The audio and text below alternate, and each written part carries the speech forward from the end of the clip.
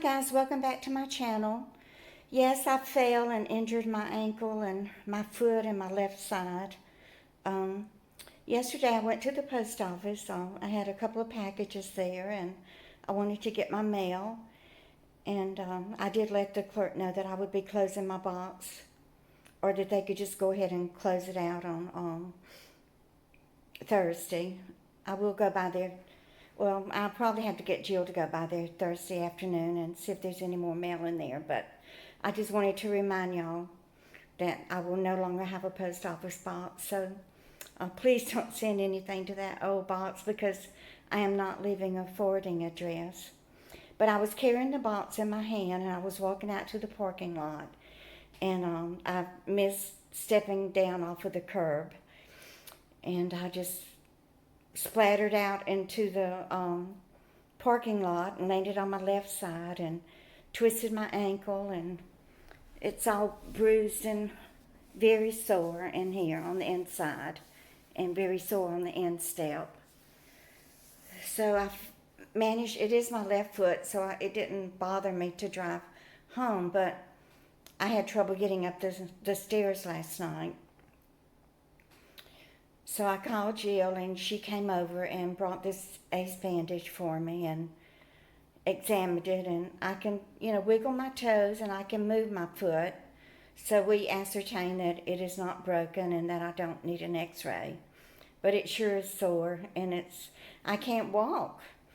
I mean, the only way that I can get around is to just kind of balance my left side with my left foot and then drag my right foot along and not put any weight on my left foot. I really need a cane or a crutch.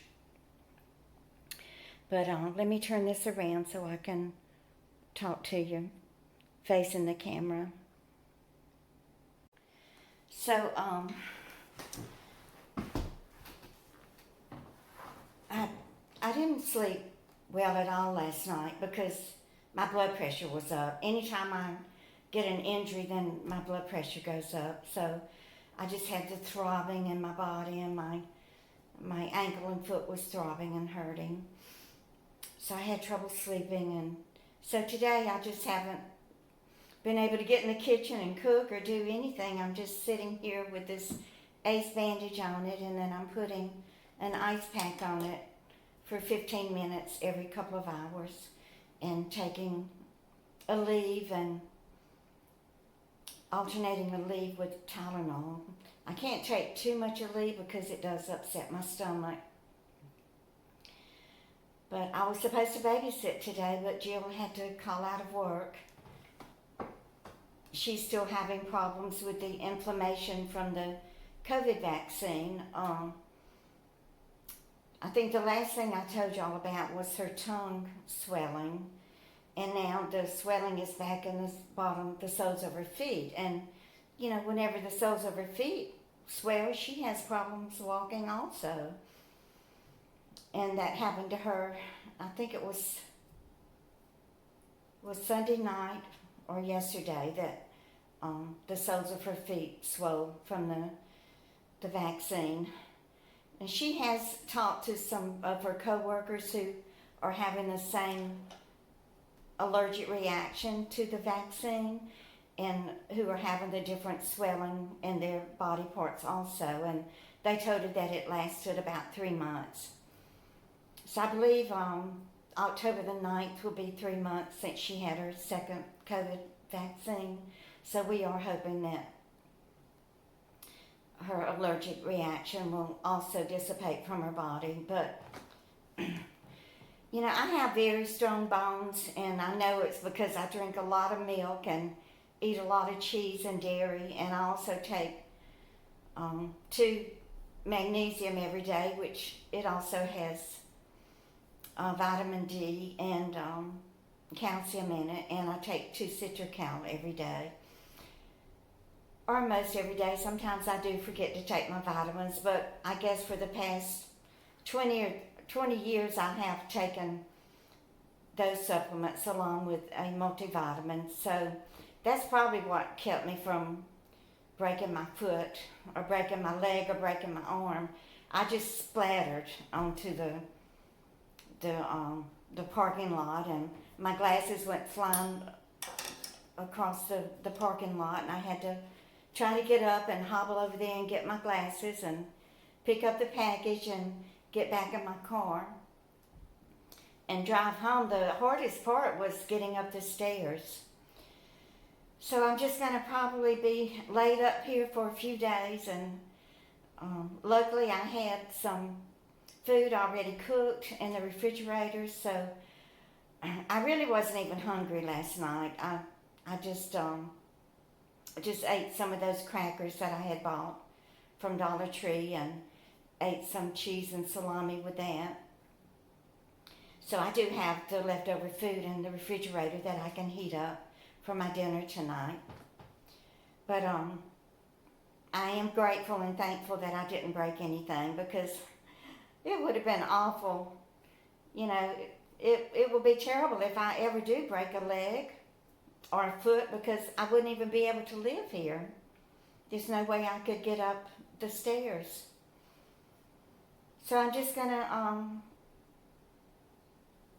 recuperate here for a few days, but you know, as we get older, we have to really be more careful. And I thought that I was being careful. I was just in a hurry, and anytime I get in a hurry, I always end up making a mistake or having an accident. So, you know, I will be 70 this year on December the 7th, and I really need to slow down. And no, I didn't break my foot doing the limbo, y'all.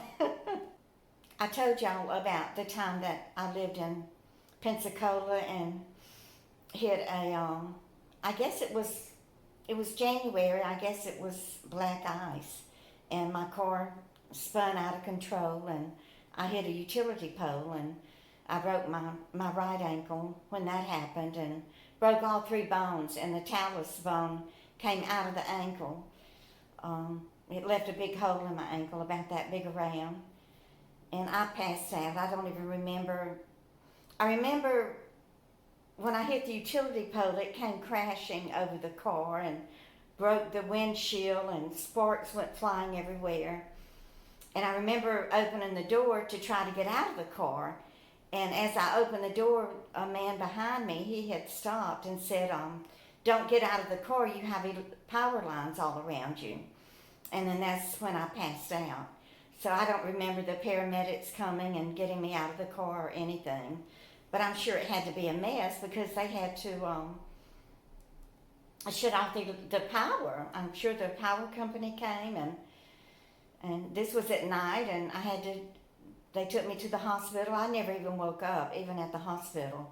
They took me right into surgery, and I didn't have to have any rods or screws put in my ankle, but I did have a metal rods on the outside coming up and attached underneath my knee, and that kept my leg in place until my ankle healed. And gosh, I was in a wheelchair for 2 or 3 months, because that's what precipitated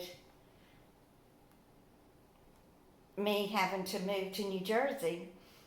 You know, I couldn't take care of myself when that happened, and so Jill was living in New Jersey, and that was before she met Husani. This was in early 2000, I guess about 2004. She was single and living alone, and so she bought a ticket and came to Pensacola, and we had a yard sale and sold what furniture. I had a bedroom set and some living room furniture, and so we had a yard sale and sold everything that I had, and my personal things that I wanted to keep, the kids, the photo albums, and just all of my jewelry and personal things. We packed those into boxes, and Jill took them to the post office, and we shipped them to her apartment there on 5th Avenue in Asbury Park. And then she bought me a plane ticket and moved me to New Jersey. So really that bad accident happened to be, turned out to be one of the best things that ever happened in my life. So let's see if something good will come out of this accident. I hope so. I appreciate if y'all will pray for me and just pray for healing, and pray that I can just get back to babysitting and doing all the things that I normally do, and cooking and making videos and telling stories. So please give me a thumbs up and share my videos. And if you're new here, I would love it if you would subscribe and become a part of my YouTube family.